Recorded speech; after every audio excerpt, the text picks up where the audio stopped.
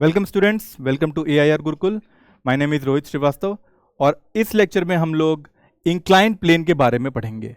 Inclined plane में projectile का behaviour कैसा होता है और वो कैसे डिफरेंट होता है एक नॉर्मल प्रोजेक्टाइल से, जो कि हम लोग पढ़ते आए हैं, जिसमें ग्राउंड से ही हमने अगर बॉल को थ्रो किया और ग्राउंड पे ही आके वो हिट किया तो उसको हॉरिजॉन्टल प्रोजेक्टाइल कहते हैं। तो उस केस से वो कैसे ये वाला डिफरेंट है उसको देखेंगे। ठीक है, देखो, जब भी हम लोग प्रोजेक्टाइल फ्रॉम इंक्लाइन की बात करते हैं तो हम लोग एक इंक्लाइन को पहले ड्रॉ करते हैं जो कि थीटा एंगल पे है हॉरिजॉन्टल से। ये इंक्लाइन दिख रहा है, राइट। इस पे हमने एक बॉल को इस ओरिजिन से अल्फा एंगल पे फेंका यू वेलोसिटी से। समझ में आई बात? तो जाहिर सी बात है, वो अब जी ऐसे लग रहा है नीचे की ओर, तो इस जी के इन्फ्लुएंस के कारण वो ऐसा कर्वेचर बनाएगा, ट्रेजेक्ट्री बनाएगा प्रोजेक्टाइल की, जो आके इसी इंक्लाइन पे हिट करेगा, क्योंकि इंक्लाइन ही है वो जहां पे बॉल आके हिट कर सकती है उसको। तो ये वाला जो बेस है या जो हॉरिजॉन्टल लाइन है वहां तो आके हिट करेगी नहीं, यहीं पे आके रुक जाएगी। तो कर्वेचर ऐसा कुछ बनेगा, करेक्ट। अच्छा, यहां तक बात क्लियर है अगर, तो दो चीज समझते हैं यहां पे कि ये जो यू है, इस यू के कंपोनेंट हम लेते थे पिछले केसेस में, you cos theta, you sine theta. तो यहां कैसे लेंगे कंपोनेंट? यहां कंपोनेंट लेने के लिए हम लोग को एक काम करना पड़ेगा कि मान लो ये इंक्लाइन जो है, ये इंक्लाइन जो थीटा डिग्री एंगल पे है एक्स एक्सिस से, ये जो है अब नई एक्स एक्सिस बन गई, ठीक है। और ये जो है, जो कि इस एक्स के परपेंडिकुलर है, उसे वाई एक्सिस मान लेते हैं। एक्स और वाई को अब हमने थोड़ा सा रोटेट कर दिया। और एक काम और करते हैं, अगर इसे एक्स मान लिया, इसे वाई मान लिया, तो अगर इसी को तुम जरा सा सीधा कर दो तो ये प्रोजेक्टाइल जो है वैसे ही बिहेव करेगी जैसे कि हॉरिजॉन्टल प्रोजेक्टाइल बिहेव करती है। तो क्या करो, इस एक्स वाई जो प्लेन है जो तुम्हें दिख रहा है एक्स वाई एक्सिस, इसको रोटेट कर दो क्लॉकवाइज। कितने एंगल से? थीटा एंगल से रोटेट कर दो। इसीलिए लिखा हुआ है rotate X Y axis by theta clockwise. ठीक है, तो हमने जैसे क्लॉकवाइज रोटेट किया, ये जो एक्स ऐसा था ये बैठ गया नीचे की ओर, जमीन पे आ गया। और जो वाई ऐसे था, वो ये एंगल भी एक्चुअली थीटा ही होगा। तुम चाहो तो कैलकुलेट कर सकते हो। तो little bit of mathematics will be involve, geometry involve, लेकिन जैसे रोटेट करोगे तो थीटा एंगल से वाई भी जो है एकदम परपेंडिकुलर हो जाएगा, वर्टिकल हो जाएगा। ठीक है, और ये एंगल जो है यू और इस एक्स एक्सिस के बीच में तो अल्फा ही है, क्योंकि जो यू है प्रोजेक्टाइल के फेंके जाने का, वो अल्फा है एक्स एक्सिस से, राइट। यहां पर एक्स एक्सिस ऐसी हो गई है तो यू ऐसे हो गया और उनके बीच में एंगल अल्फा रह गया। ठीक है, तो अब अगर कंपोनेंट लेंगे तो थोड़ा सिंपल पड़ जाएगा हमें, क्योंकि हमें ऐसे देखने की आदत है ना, हॉरिजॉन्टली करने की प्रैक्टिस है हमें। तो यू के जब कंपोनेंट हमने लिए यहां पे तो यू कॉस अल्फा हो गया, यहां पे लिया वाई पे तो यू साइन अल्फा हो गया। ठीक है, उसी तरीके से अब यहां पे जी के भी कंपोनेंट बनेंगे। तुम देखो यहां पर अगर कोई बॉडी यहां पे है पार्टिकल, ठीक है, इस पॉइंट पे किसी टाइम पे, उस पर जी ऐसे एक्ट कर रहा होगा। ये बात क्लियर है, जी डाउनवर्ड ही एक्ट करता है। लेकिन अगर तुम कंपोनेंट लेते हो ये वाला कंपोनेंट, तो ये वाला कंपोनेंट जो होगा वही एक्चुअली में इस प्रोजेक्टाइल के परपेंडिकुलर होगा, जो कि ये वाला कंपोनेंट होगा। प्रोजेक्टाइल ऐसे है तो उसके परपेंडिकुलर जो जी लगता है हम उसे मतलब होता है। वही एक्सीलरेशन जो है इसको एक्चुअली घुमाने में कारगर होती है। तो हमें ये वाला कंपोनेंट चाहिए जो कि यहां पर जी कॉस थीटा आ रही है। अब ये देखते हैं जी कॉस थीटा कैसे आ रही है। देखो ये थीटा एंगल है ना, तो इसको और अच्छे से समझ लो। बात वही होगी, जी यहां लगा दो, वेक्टर है, इसका ये कंपोनेंट यहां पे आएगा और एक कंपोनेंट यहां पे आएगा। ये थीटा है तो ये क्या होगा 90, ये क्या होगा 90 माइनस थीटा। ठीक, तो ये वाला एंगल क्या हो जाएगा, क्योंकि पूरा 90 है तो ये भी थीटा हो जाएगा ना। तो ये क्या हो जाएगा, जी कॉस थीटा। और ये कंपोनेंट क्या हो जाएगा, देखो जी से लगे हुआ जो है जी कॉस थीटा आया, तो जी से जो अलग है, जो थीटा से अलग है, वो क्या देगा, जी साइन थीटा देगा। इसीलिए तुम देखोगे कि इस एक्सिस के परपेंडिकुलर जो है जी कॉस थीटा बैठ रहा है, इस एक्सिस के परपेंडिकुलर जी कॉस थीटा नीचे की ओर बैठ गया, और जी साइन थीटा इसी एक्सिस में लेफ्टवर्ड आया, तो जी साइन थीटा इसी एक्सिस में लेफ्टवर्ड आ गया। क्लियर है, जी साइन थीटा जी कॉस थीटा कैसे आ गए। अच्छा, अगर ये क्लियर है तो हमें अब टाइम ऑफ फ्लाइट, रेंज और हाइट मैक्सिमम निकालने में कोई देरी नहीं है। देखो कैसे होगा। सबसे पहली चीज समझो, S Y is equal to U Y T plus half A Y T square लगा सकते हैं हम लोग। और एस वाई जब जीरो होगा, वर्टिकल के लिए हम लगा सकते हैं ये इक्वेशन, सारी S Y A Y V Y सब वाई एक्सिस में ही है। तो अब क्योंकि एस वाई जब हिट कर रहा है तो जीरो हो जाएगा, तो जब जीरो होगा उस केस में हम लोग टाइम निकाल लेते हैं। यू आई की वैल्यू हमें पता है कितनी है, यू साइन अल्फा रख दिया यहाँ पे, और जब हिट करेगा वापस एक्सिस पे तो पूरा टाइम लेके करेगा, टाइम ऑफ फ्लाइट, तो यहाँ टी रख दिया हमने, प्लस हाफ ए वाई की जगह क्या रख दोगे, अब ए वाई की जगह रखोगे माइनस जी कॉस थीटा, क्योंकि इसी माइनस जी कॉस थीटा के वजह से ये जो है प्रोजेक्टाइल का कर्व ले रहा है। तो ए वाई यहां पर डाउनवर्ड डायरेक्शन में जी कॉस थीटा लग रहा है, इसलिए माइनस जी कॉस थीटा लिखा और कैपिटल टी स्क्वायर कर दिया, क्योंकि टाइम ऑफ फ्लाइट पूरा टाइम ले रहा है, राइट। इसको सॉल्व करेंगे तो देखो सॉल्व करना मुश्किल नहीं है।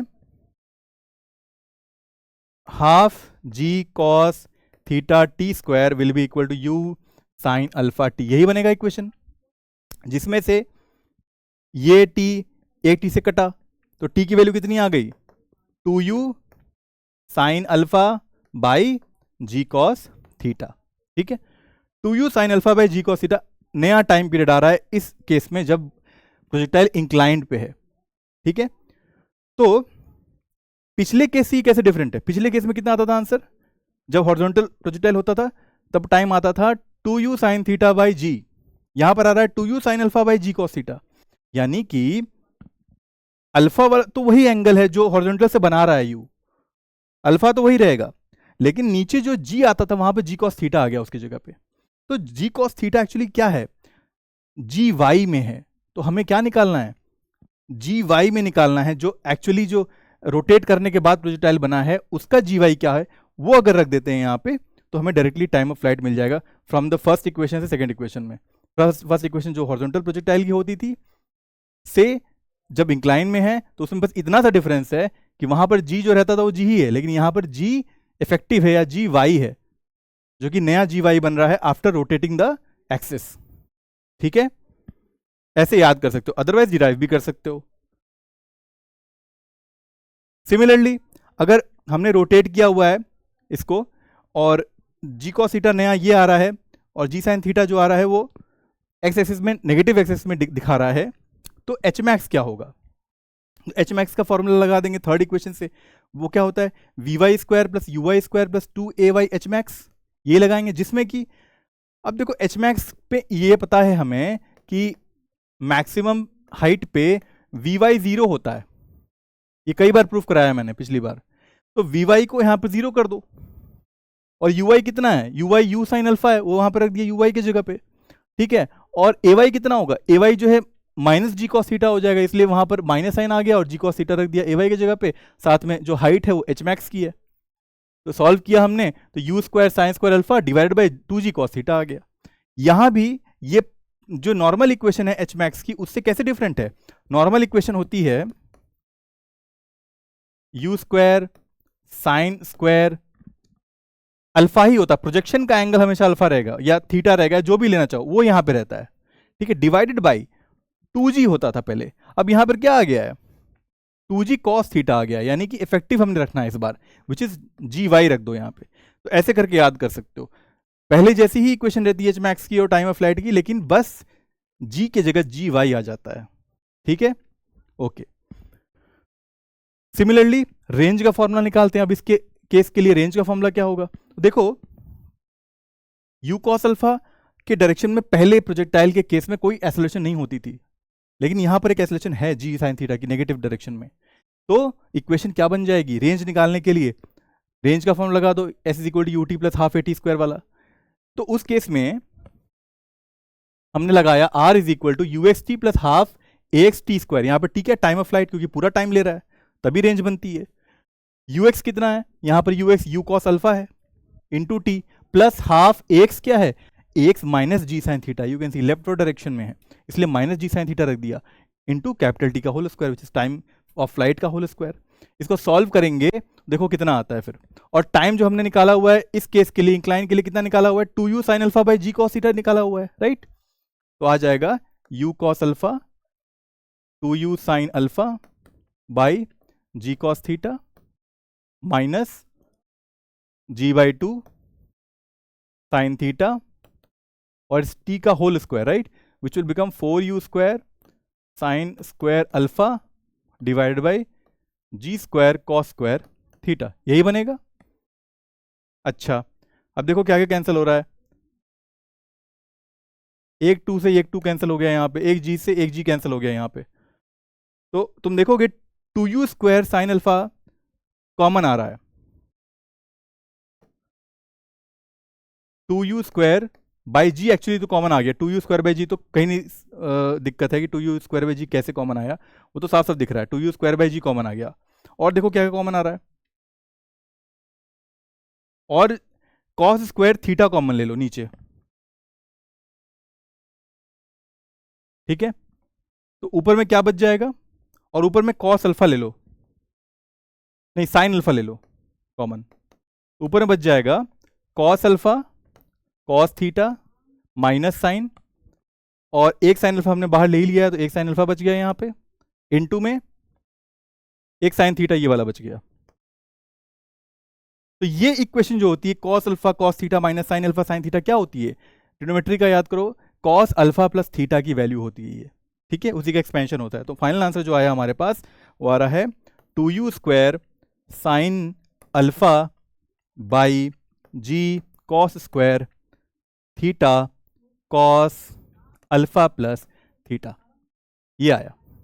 और इसे याद करने का कोई टेक्निक नहीं है, ठीक है, इसे हमेशा डिराइव ही करना पड़ता है, रेंज में कोई ऐसी सिमिलैरिटी पिछले हॉरिजॉन्टल प्रोजेक्टाइल से नहीं मिलती है, जैसे कि टाइम ऑफ फ्लाइट या एच मैक्स में मिल जा रही थी, इसमें नहीं मिल पाती है, ठीक है, तो इसको हमें डिराइव करना पड़ेगा।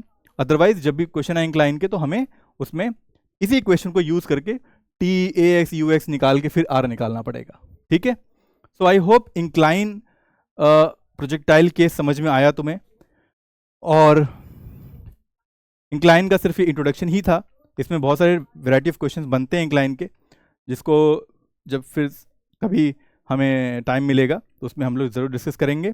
Till then keep enjoying physics and keep learning. Thank you very much.